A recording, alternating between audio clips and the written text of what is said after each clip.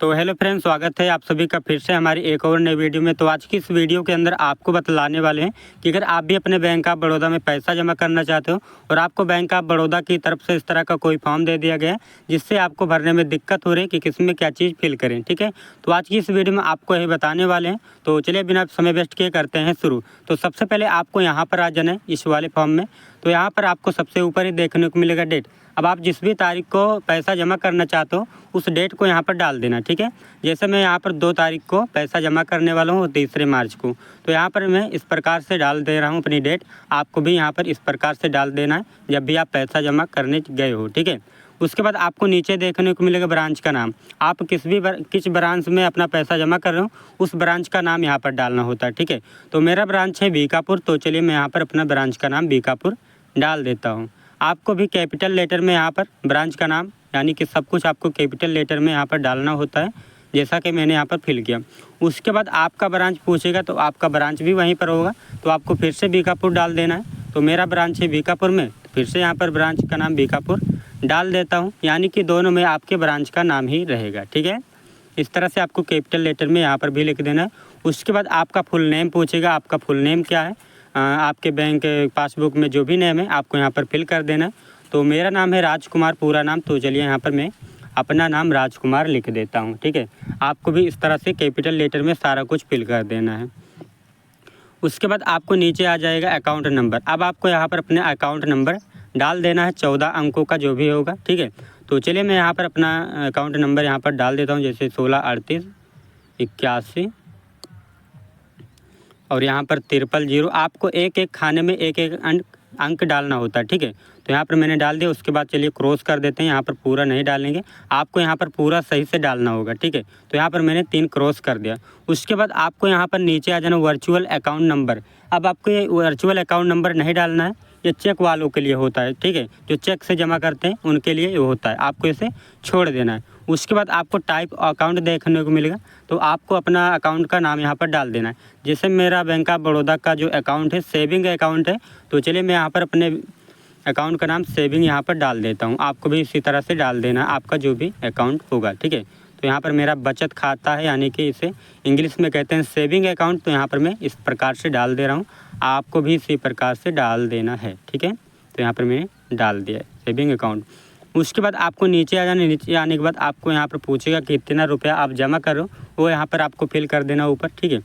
तो जैसे मैं 10,000 रुपया फिल करने वाला हूँ, यानी कि जमा करने वाला हूँ, तो यहाँ पर मैंने लिख दिया। उसके बाद इस तरह से आपको एक क्रॉस कर देना, मात्र का सिंबल लगा देना है।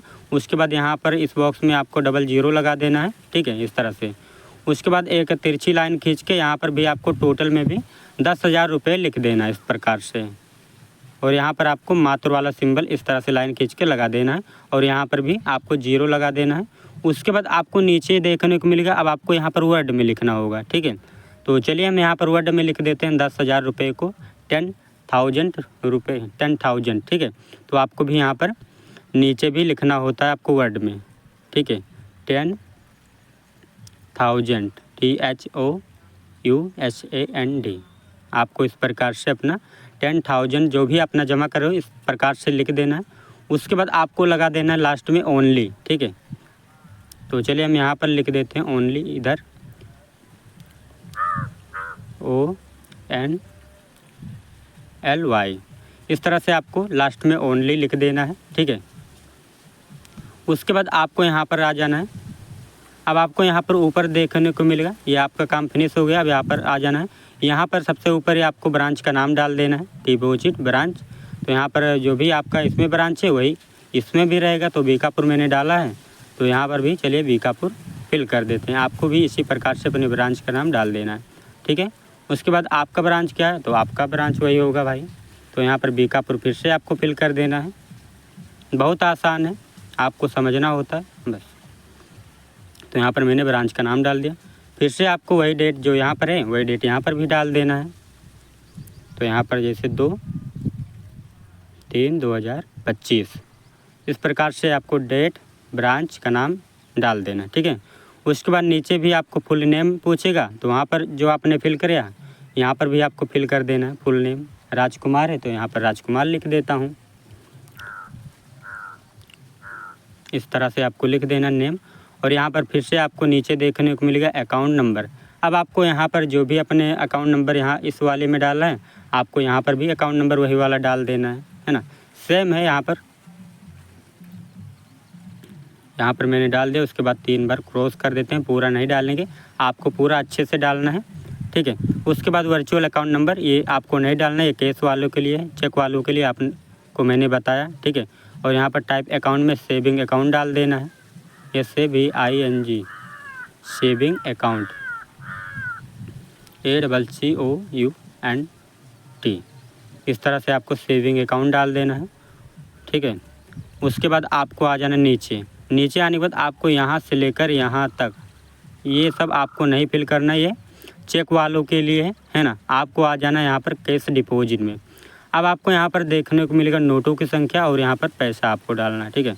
यहाँ पर आपको पैसा दिख जाएगा और आपको इस बॉक्स में नोटों की संख्या डालना है, ठीक है।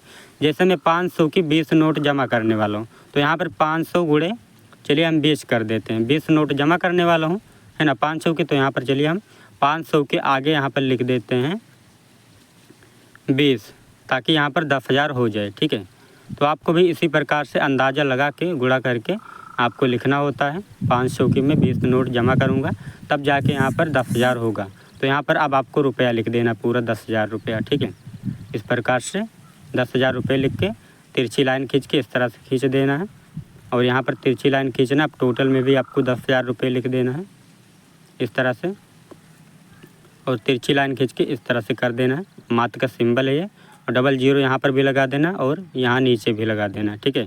इतना काम करने के बाद अब आपको नीचे आ जाना है। यहाँ पर आपको वर्ड में लिखना जो 10,000 रुपया है, ठीक है। तो चलिए हम यहाँ पर 10,000 रुपीज़ यहाँ पर लिख देते हैं, 10,000 THOUSAND। उसके बाद आपको लास्ट में ओनली लिख देना, 10,000 ओनली, ये मात्र का सिंबल होता है, ठीक है। आपको ये लगाना अनिवार्य होता है। उसके बाद नीचे देखने को मिलेगा अगर आप 50,000 या 50,000 से ऊपर पैसा जमा करो तभी आपको पैन कार्ड नंबर डालना है, नहीं तो इसे छोड़ देना। तो मैं 10,000 रुपये जमा कर रहा हूँ, इसलिए इसको पैन कार्ड नंबर यहाँ पर नहीं डालूंगा, छोड़ दे रहा हूँ। उसके बाद आपको यहाँ पर अपना मोबाइल नंबर डाल देना है, ताकि आपका कोई भी मिस्टेक हो तो आपके फ़ोन नंबर पर कॉल किया जा सके, ठीक है। इस तरह से अपना फ़ोन नंबर डाल देना है। फ़ोन नंबर डालने के बाद अब आपको यहाँ पर नीचे कुछ भी नहीं करना है, आपको आ जाना है साइड में। अब आपको यहाँ पर अपनी सिग्नेचर कर देना है, जो भी जिसके भी पैसा जमा कर रहा है अपना सिग्नेचर यहाँ पर कर देना है, ठीक है। तो यहाँ पर मैं अपने अकाउंट में पैसा जमा करने वाला हूँ, अपना यहाँ पर सिग्नेचर कर दे रहा हूँ, राजकुमार मेरा नाम है। इस तरह से अपनी सिग्नेचर कर देना। सिग्नेचर करने के बाद अब आपको इसमें कुछ भी नहीं करना है, आपको 10,000 रुपये लेना है और इसको फॉर्म को लेना है, आपने बैंक में जाना है और अपना पैसा जमा कर देना है। आपका आसानी से जमा हो जाएगा, आपका यहाँ पर कुछ भी मिस्टेक नहीं होगा, ठीक है। तो आई होप मेरे द्वारा दी गई जानकारी आपको अच्छी लगी। अगर भाई अच्छी लगी हो तो इसे लाइक करो, चैनल को कर लो सब्सक्राइब। मिलते हैं किसी नेक्स्ट वीडियो में, तब तक के लिए आप सभी का बहुत बहुत धन्यवाद। Thank you so much.